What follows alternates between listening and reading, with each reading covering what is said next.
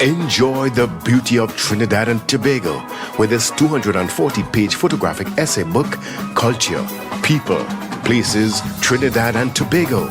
Photographer engineer Michael C. Smith migrated to the USA over 30 years and wanted to rediscover the culture, the people and the places of this beautiful Twin Island state.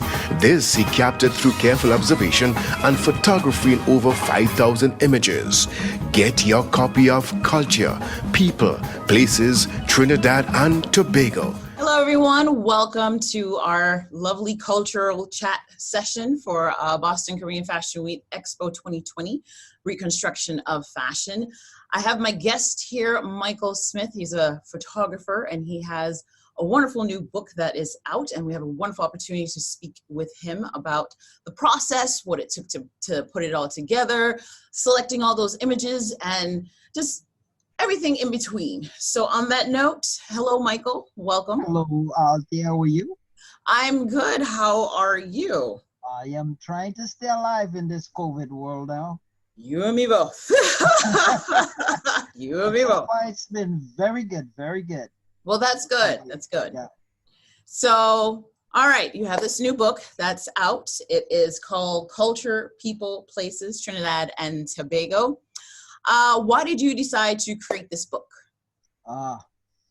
First of all, you know, I have this thing for photography, Mm-hmm. and it's something I've been playing with for a while. And so I thought, since I did the exhibition and all of that good stuff, I thought I'm going to do a little venture to do a book on my birth country.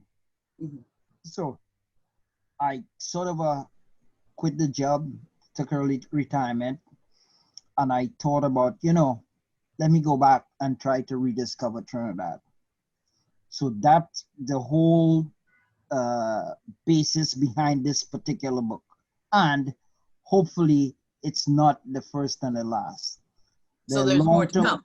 Yeah, the long-term plan is to travel to places that excite me, take photographs, not of the typical touristy type things, but I really want to go behind the scenes and get these images, cut little stories, and publish the books.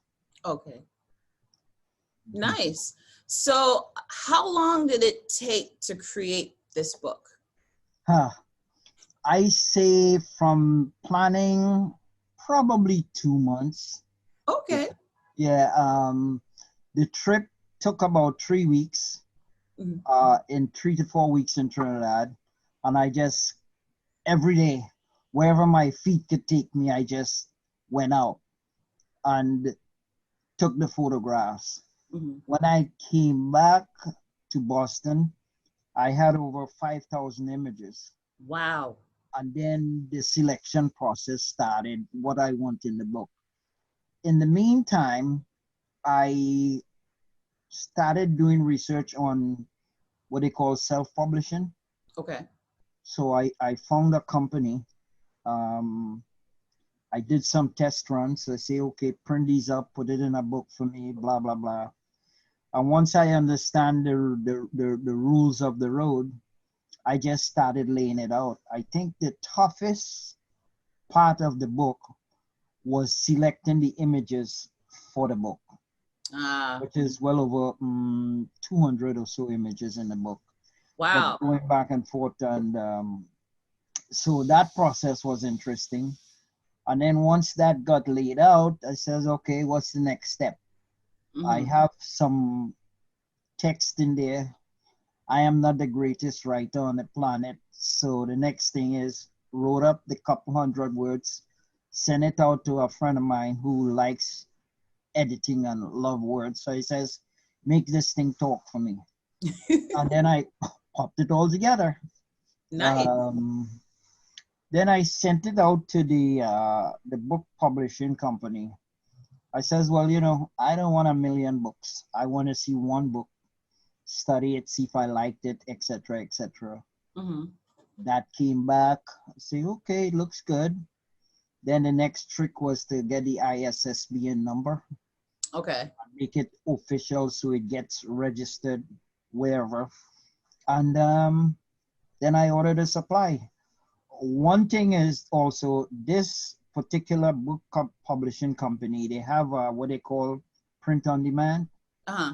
So once I set up my store, people could just go order a book. It goes straight to them.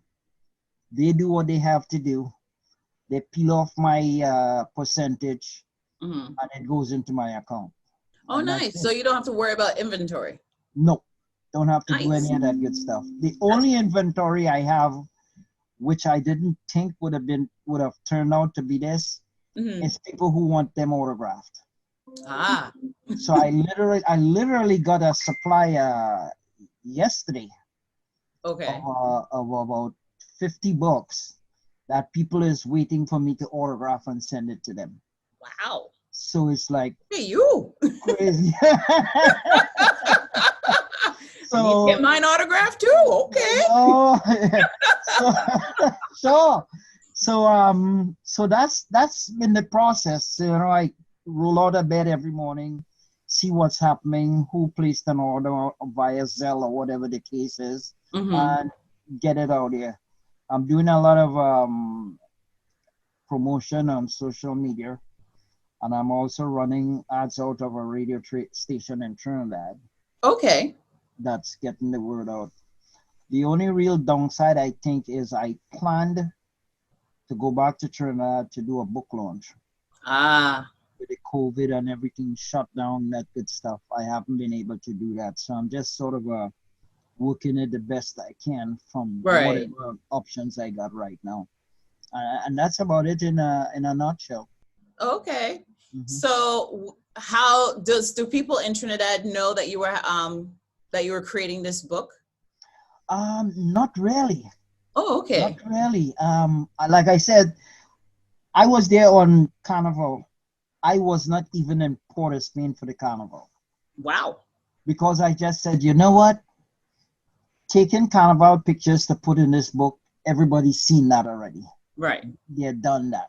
Mm-hmm. But there were events that took place pertaining to the Carnival that I sort of covered, because one of the things I did before I left here, I contacted what we call Trinidad and Tobago. They're Mhm. responsible for all the Carnival and all the events. I made sure I got exclusive pass to cover all the events. Nice. So I got a dog tag from them, Mm-hmm. and to every event I just showed up, went through the gates, and I was good to go. So Wow. that to me was like really awesome. And I think there's something in the book, I think that's really kind of a historical. For the first time, they had a steel pan event in Tobago. So that normally doesn't happen. This was the first time it ever happened. Wow. Okay. The woman that's running Trinidad and Tobago, I think she's originally from Tobago. So she Okay. decided this year they were going to have a big steel pan event in Tobago, which was like totally incredible for me. It's like, what? Because it dawned on me. I said, wait a minute, this is the first time they're doing this thing. So I did some research, checked into it. Yep, found out it was the first. So the images on the steel pan events that took place in Tobago in this book, Mhm. I am not sure of it being published anyplace else. Wow. So you're really exclusive on this one now. Yeah, so I'm hoping so, because you know, they treat it like the typical carnival. You know, the photographers would go take the stories for the newspaper, etc., etc., and that's the end of that. You know, Right. but actually seeing the books seeing the photographs in a publication like this kind of changed it a little bit. So Right. hopefully, historically, it will show something or prove something down the road.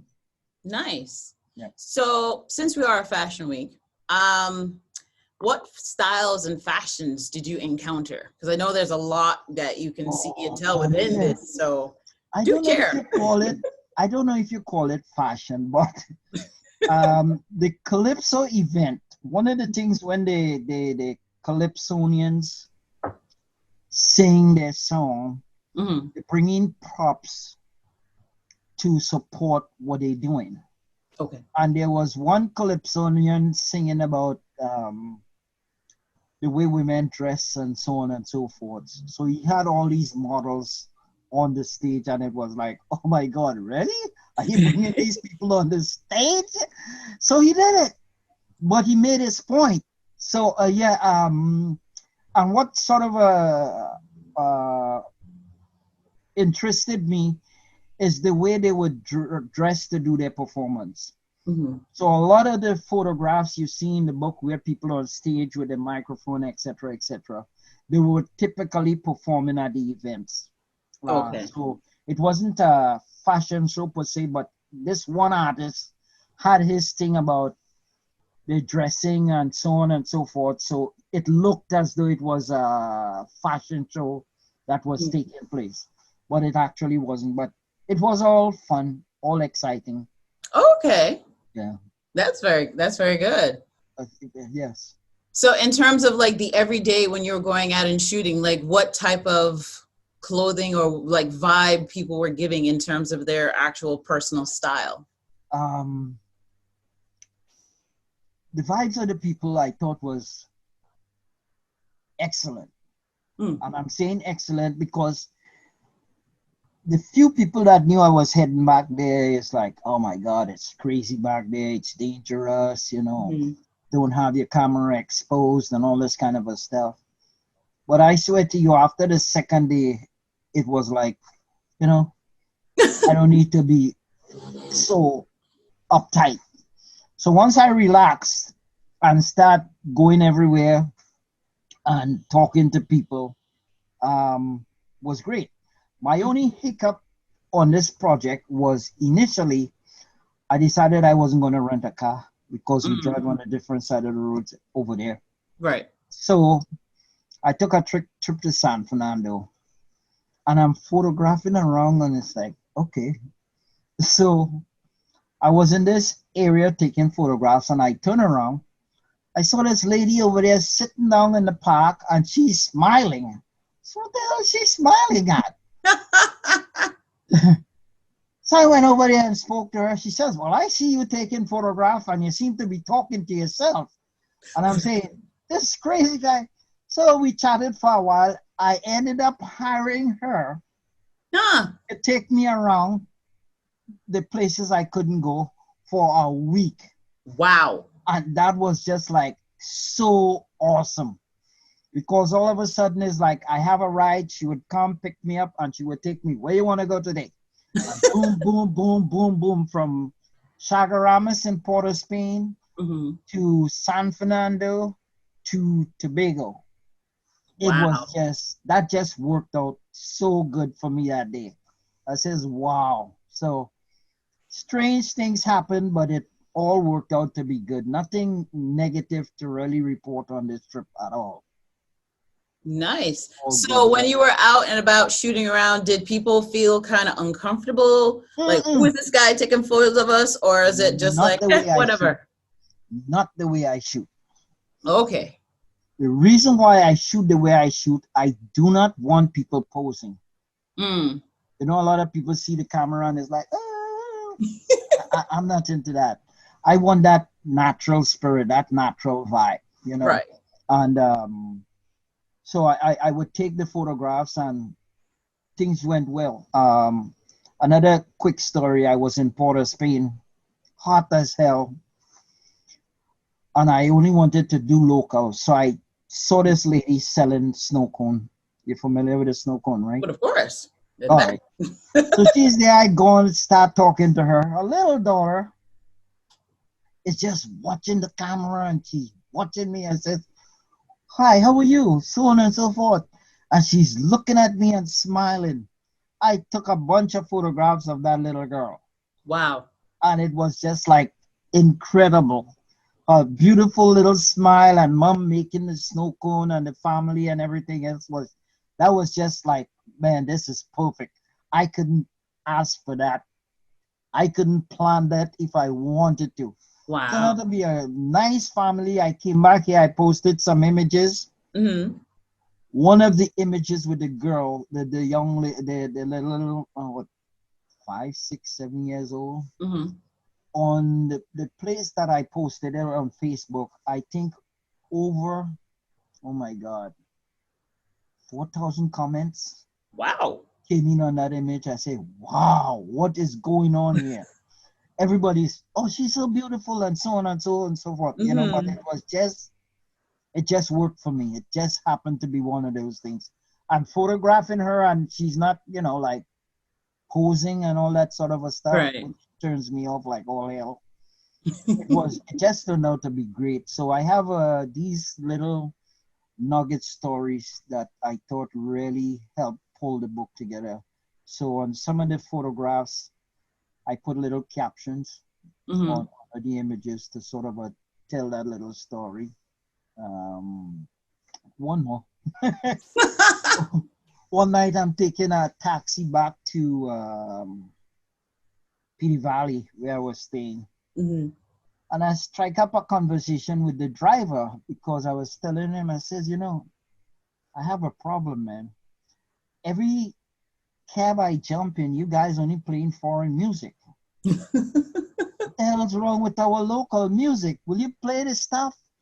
So we get into this conversation and he says to me, oh, my dad was Calypsonian so and so and so.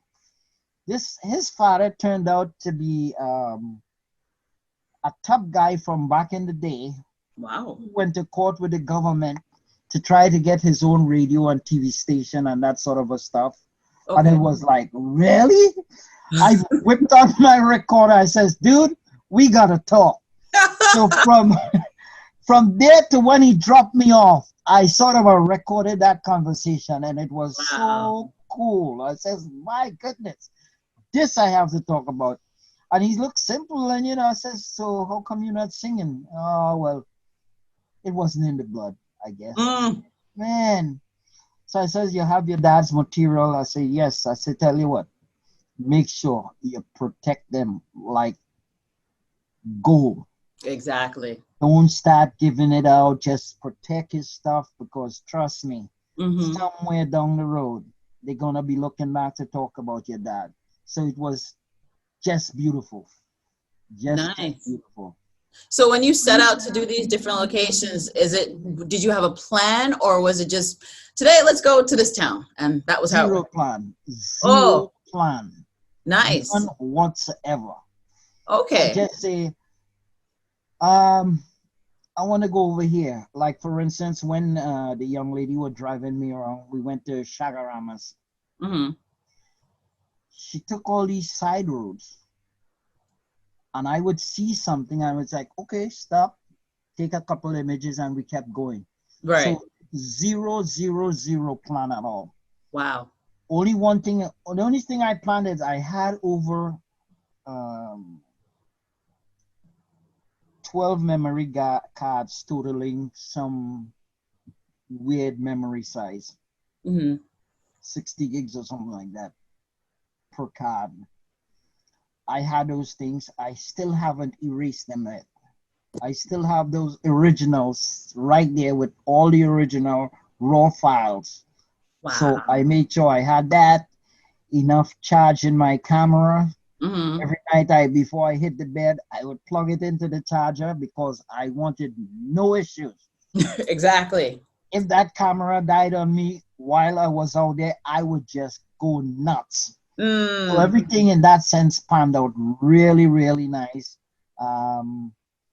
Met and talked to some interesting people, but most of the time I was a loner. Gotcha. Just doing it on my own and walking and shooting. That's it. Well, that's quite the journey. So can you tell us where exactly, if someone wants to get your book, where can they get the book? Go to my website, bostoncarnivalvillage.com. Wonderful. You will see a link back to bookbaby.com. Nice. Boston Carnival Village or bookbaby.com. Click on the link and it will take you there. Wonderful. So, Michael, it's been a pleasure speaking with you and learning so much about the journey and the process of creating this book. And when we are able to travel again, I hope to hear about your next adventures and to see the next photo essay book as well, too. Right now, the plan is to go back to my parents' birth country, which is Grenada. Okay. Which is where I wanted to go. All right. So hopefully like you said, it works out and I get to make that happen. That's amazing. So once again, thank you so much for the opportunity to speaking with us. And folks, be sure to check out his book. It's a wonderful photo essay. There's so many different types of images that are there. And I thank you once again. Thank you very much, Althea. Have a good evening. You too.